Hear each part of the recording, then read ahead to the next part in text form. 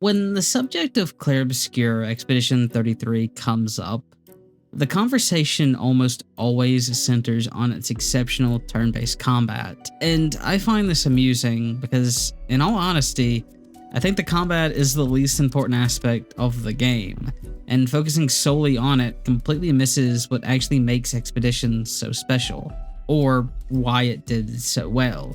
So let's talk about it. It's been 67 years since the world broke apart. 67 years since Lumiere was flung into the sea. 67 years since she appeared and painted her first number.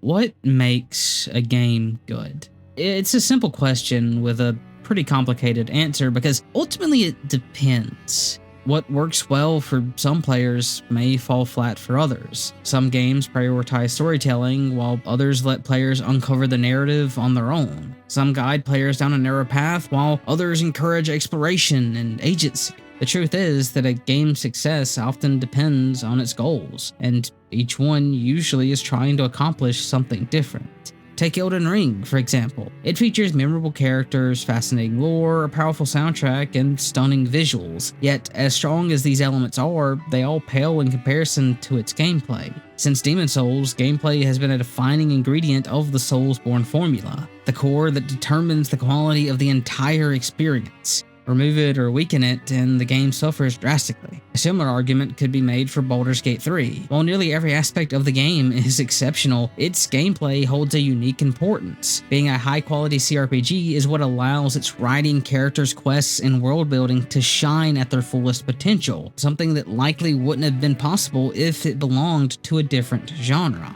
However, not every game relies so heavily on a single gameplay style or genre, and Clair Obscur is an example of this. Unlike Elden Ring or Baldur's Gate, where gameplay functions as a core ingredient holding the entire experience together, Expedition 33's turn-based combat acts more like a garnish. It undeniably elevates the experience, yet if you were to remove it entirely, you'd still enjoy the meal. This isn't to diminish what Sandfall achieved with the game's combat. It's one of the best turn-based RPGs I've ever played, which is no small accomplishment. But the truth is that if Sandfall had chosen a different direction, leaning into Souls-like combat or creating an action RPG, my enjoyment likely wouldn't have changed much, because what truly kept me hooked were all the other elements. And this brings us to the core question of this video. Why was Clair Obscur able to break into the mainstream when so many other turn-based RPGs couldn't? Well, for starters, Clair Obscur doesn't rely on combat as the foundation of its appeal. Its individual components, most notably its story and characters, are strong enough to stand on their own.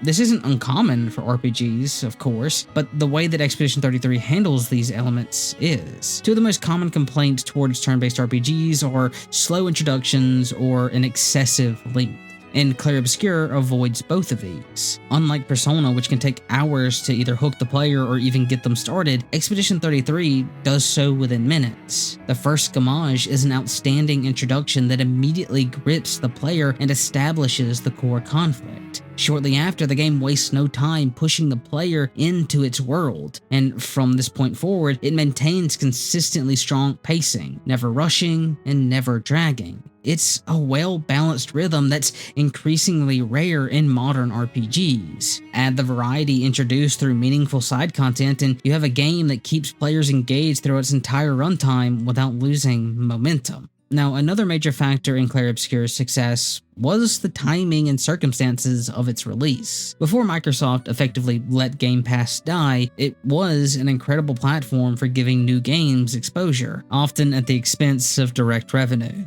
Players could subscribe, try new games at a small cost, and move on if something didn't resonate with them. But what made Expedition 33's release particularly fortunate wasn't just that it launched on Game Pass, it was when it launched. Around the same time, the Oblivion remaster also released on the service, and hype was enormous. The Elder Scrolls franchise is absolutely beloved, and Oblivion is an iconic title. With universal praise surrounding the remaster, countless players already had active Game Pass subscriptions. So, when Clair Obscur started gaining traction, it didn't take much convincing for players to give it a try. And this not only allowed Clair Obscur to eventually overshadow the remaster, but it turned the game's rise into a snowball that propelled it into mainstream fame.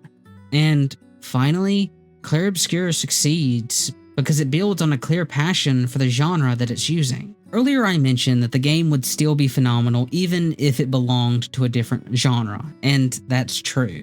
Making it a turn-based RPG, especially when Souls-likes or action RPGs generally have broader appeal, was a genuine gamble. This is because turn-based RPGs often suffer from misconceptions. Many players assume they're all just Persona or Final Fantasy, but Clair Obscur challenges those perceptions, not by reinventing the wheel, but by capturing the essence of what makes turn-based RPGs so compelling. It embodies its inspirations beautifully and demonstrates the full potential of the genre. Had Sandfall chosen a different, more marketable genre, the game would still have been good, but not to this degree. Instead of chasing trends, they created the game they wanted to make. They chose passion over appeal, and the thing is, passion usually wins. The Oracle told me that the game of the year 2025 was going to be made by a studio who found the formula to make it up here on stage. It's stupidly simple, but somehow it keeps on getting lost. Studio made their game because they wanted to make a game that they wanted to play themselves. They created it because it hadn't been created before. They didn't make it to increase market share. They didn't make it to serve as a brand. They didn't have to meet arbitrary sales targets or fear being laid off if they didn't meet those targets. And furthermore, the people in charge forbade them from cramming the game with anything whose only purpose was to increase revenue and didn't serve the game design.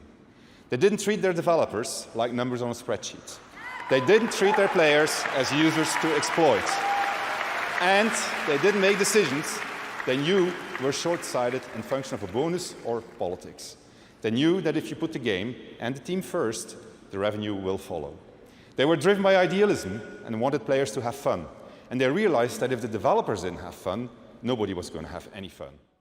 If there's one thing to take away from Clair Obscur's success, it's that genuine passion will always shine brightest when given the chance. We saw it here, and we saw it with Baldur's Gate 3. You know, the older I get, the fewer AAA releases genuinely interest me. Yet I constantly find myself falling in love with the smaller indie titles that rarely receive the recognition they deserve. That's why it's so satisfying to see games like Clair Obscur reach a massive audience, because it hopefully means a team that truly loves this medium will be able to grow and continue creating meaningful experiences that could shape the next generation of iconic titles.